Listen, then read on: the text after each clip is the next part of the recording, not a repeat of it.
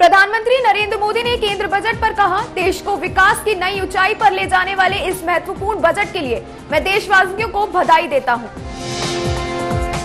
प्रधानमंत्री नरेंद्र मोदी ने कहा, रोजगार और स्वरोजगार के लिए अभूतपूर्व अवसर बढ़ाना हमारी सरकार की पहचान रही।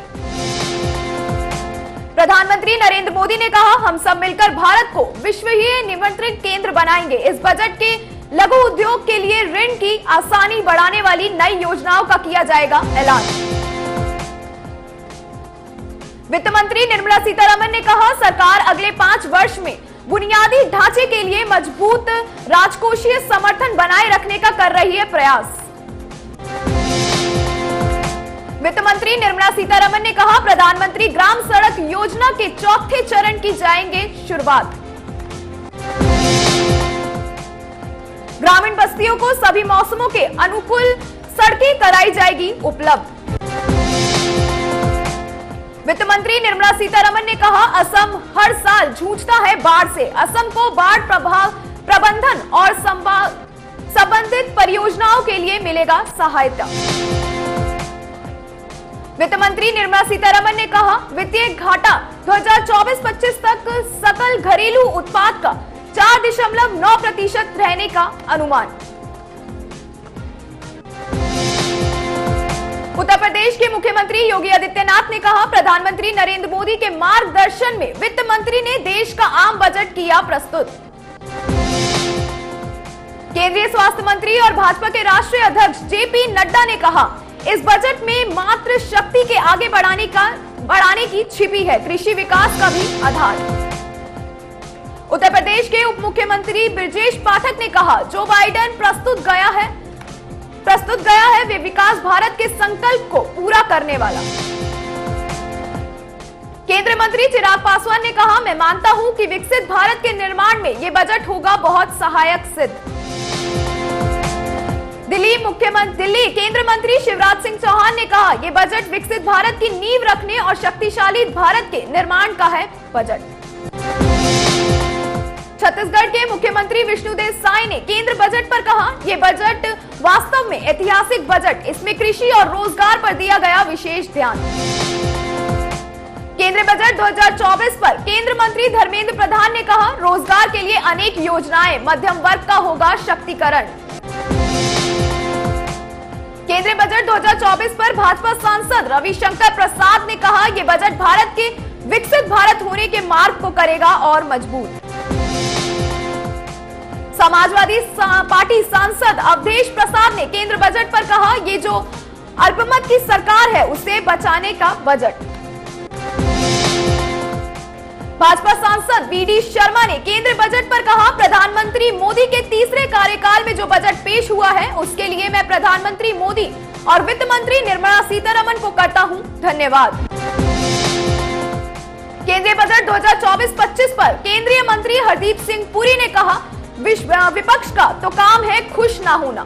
मेरी उनकी एक राय है कि वे बजट को एक बार फिर से पढ़ लें। कांग्रेस सांसद इमरान प्रतापगढ़ी ने केंद्र बजट पर कहा, इसमें मध्यम वर्ग को सशक्त करने की कोई बात नहीं।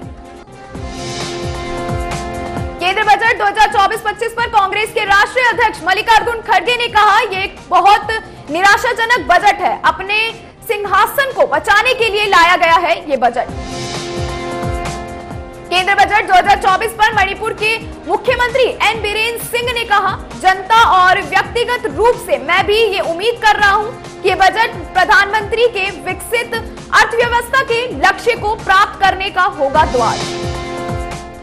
कांग्रेस सांसद दीपेंद्र सिंह हुड्डा ने कांग्रेस बजट पर केंद्रीय बजट पर कहा, बजट पूरी तरह से निराशाजनक। कांग्रेस सांसद रणदीप सुरजेवाला ने केंद्र बजट पर कहा, यह बजट झुंझुना बजट, मोदी 3.0 के पहले बजट में सिर्फ निराशा और हताशा। विशेष पैकेज पर बिहार सीएम नीतीश कुमार, केंद्र से अगर अतिरिक्त मदद मिलेगी तो मिलेगा फायदा।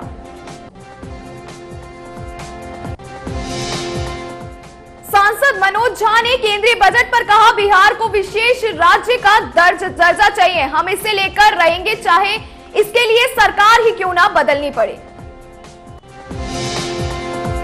पश्चिम बंगाल की मुख्यमंत्री ममता बनर्जी ने केंद्रीय बजट पर कहा, यह बजट दिशाहीन है, इसमें कोई विजय नहीं।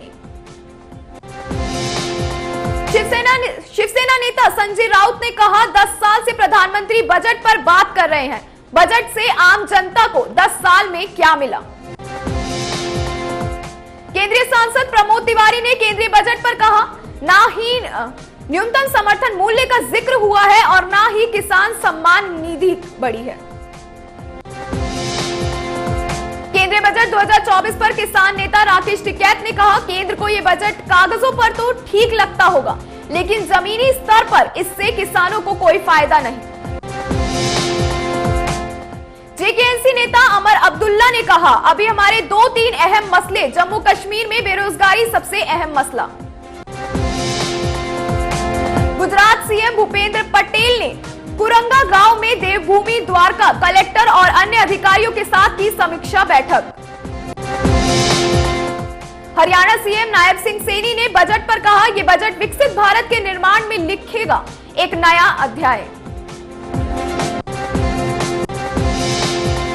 समाजवादी पार्टी नेता राम गोपाल यादव ने केंद्रीय बजट पे कहा, पूरी तरह से निराशाजनक बजट, गांव खेती की अनदेखी की गई है।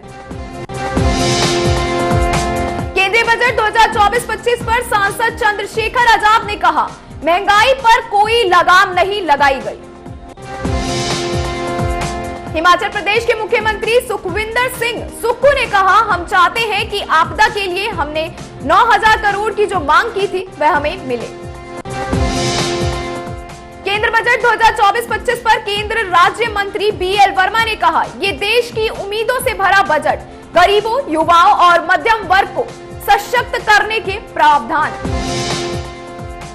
केंद्र बजट 2024-25 पर झारखंड के मुख्यमंत्री हेमंत सोरेन ने कहा, 40,000 करोड़ रुपए किस हिसाब से दे रहे हैं और बदले में इस राज्य से कितना ले रहे हैं। महाराष्ट्र कांग्रेस अध्यक्ष नाना पटोला ने कहा, महाराष्ट्र में होने वाले हैं विधानसभा चुनाव, सितंबर तक सीटों का बंटवारा करके हमने ऐलान करने की योजना बनाई। हिमाचल प्रदेश के मंत्री जगत सिंह नेगी ने कांग्रेस बजट पर, केंद्रीय बजट पर कहा, यह बहुत निराशाजनक बजट, केंद्र सरकार को अभी सभी की जरूरत को ध्यान में रखना होगा। केंद्रीय बजट 2024-25 पर केंद्रीय मंत्री अश्विनी वैष्णव ने कहा, अर्थव्यवस्था को मजबूत अर्थव्यवस्था बनाने के लिए बहुत महत्वपूर्ण कड़ी। बजट पर बिहार के उप मुख्यमंत्री विजय कुमार सिन्हा ने कहा, बिहार के उत्थान और विकसित भारत बनाने के लिए सरकार ने उठाया बड़ा कदम। केंद्रीय बजट 2024-25 पर कांग्रेस सांसद केसी वेणुगोपाल ने कहा, इस वर्ष के केंद्रीय बजट द्वारा बजट की अवधारणा को पहले ही कर दिया गया नष्ट। केंद्र बजट 2024-25 पर आप नेता संजय सिंह ने कहा, देश के करोड़ों किसानों को इस बजट से हुई निराशा, उम्मीद थी कि इस बजट में एमएसपी होगा 2 गुना। यूट्यूबर एल्विश यादव सांप तस्करी से लेकर रेप पार्टी की घटना से जुड़े मनी लॉन्ड्रिंग मामले में पूछताछ के लिए ईडी की उत्तर प्रदेश के लखनऊ स्थित इकाई के सामने हुए पेश। केंद्र बजट 2024-25 पर उड़ीसा के उप मुख्यमंत्री कनक वर्धन सिंहदेव ने कहा, जो व्यवधान किए गए हैं उससे उड़ीसा वासियों को मिलेगा विकास और लाभ। मध्य प्रदेश के मुख्यमंत्री मोहन यादव ने कहा, रक्षाबंधन के अवसर पर सरकार महिला लाभार्थियों के बैंक खातों में 1250 रुपए के अतिरिक्त 250 रुपए करेगी ट्रांसफर।